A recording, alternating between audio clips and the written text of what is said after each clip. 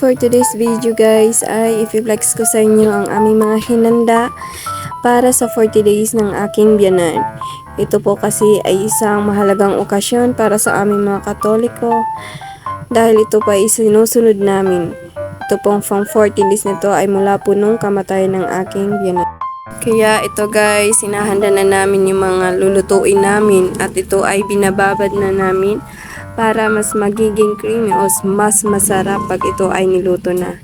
Ayan, nilalagyan na namin siya ng mga pangsahog para mababad siya at malagay na namin sa ref. Ito ay binababad namin guys na magdamag para mas lalong mas manunuot ang sarap sa karne. Diba? Kasi pag nagbababad tayo, lalo na pag nagbabarbecue, mas lalong sasarap pag gabi nyo binababad yung karne. Kaya ayan, minekos-mekos na ng aking asawa guys. Ayan guys, lagyan na natin ng kalamansi para mas masarap lalo. So after po mababad kagabi, ayan po guys, naluto na po siya yung minudo namin. At ayan po, piniprepare naman po ng aking asawa yung bangos. Nilalagyan niya na po ng pampalasa yung dahil iihawin po yan.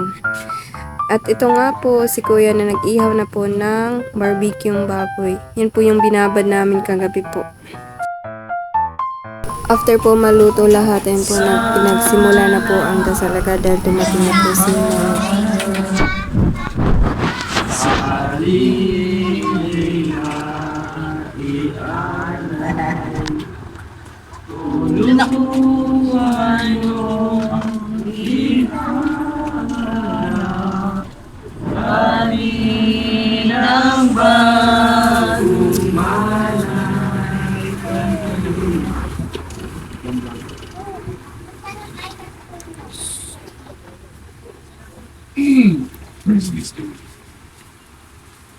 Muli nga para sa kaluluwa ng pagkakalita, comfortable, kasama na yung pagkakalita.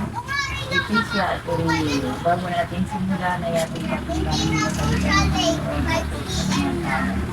sa pagkabuhay na magpuli at sa buhay na walang hanggan ayon sa isang tuwan. Kabanata 11, talata 21-20. Sinabi ni Martha kung sana namatayan ang muli nalalamang kung kahit Ibig sa inyo ng Diyos ang alamang hindi Diyos sa kanila. muling Muling mabubuhay ang inyong kapatid, hindi ka ni Jesus, sumagot si Martha. nalalamang kung siya mabubuhay Buhay rin sa muling pagkabuhay. sinabi ng Jesus, ako Muling pagkabuhay at ang buhay na nangyari sa akin. kahit mamatay.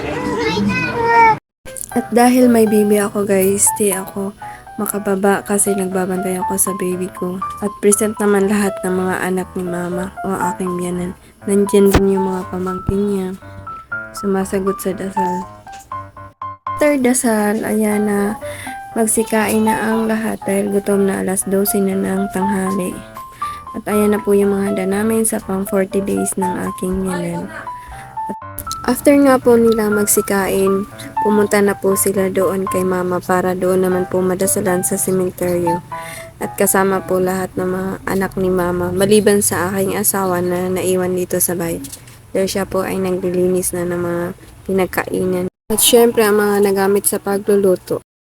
Hanggang dito na lang po guys. Maraming salamat po sa lahat ng mga sumusuporta at nanonood ng aking video. At sa lahat pa po na manonood ng video, maraming salamat po guys. Sana po patuloy niyo lang po suporta ng aking video. Maraming salamat po. God bless. Please like and share po. Thank you.